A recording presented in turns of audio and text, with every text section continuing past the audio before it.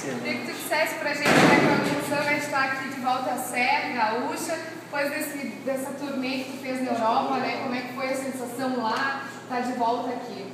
É sempre bom voltar para o Rio Grande do Sul, porque eu falo que eu não nasci no Rio Grande do Sul, mas meu coração é gaúcho, né? Meus pais são daqui, eu me criei na cultura gaúcha e é sempre bom vir para cá. Caxias do Sul sempre me acolhe com tanto carinho. Vou dar um beijo para toda a galera de Antônio Prado, toda a região aí.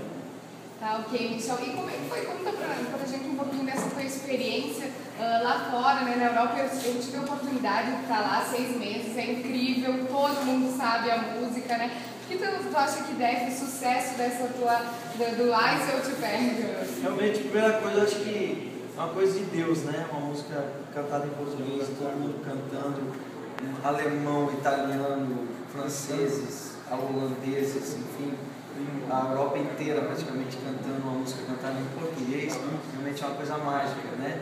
Acho que é pelo ritmo, pela alegria, pela energia, várias coisas juntas acabaram dando isso e deu muito certo. Como é que foi a experiência lá?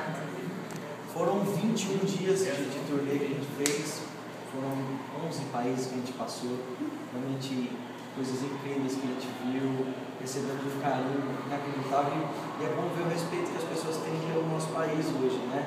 Cada dia crescendo mais isso é incrível. Tem só como mandar um alô para a Rádio Solares?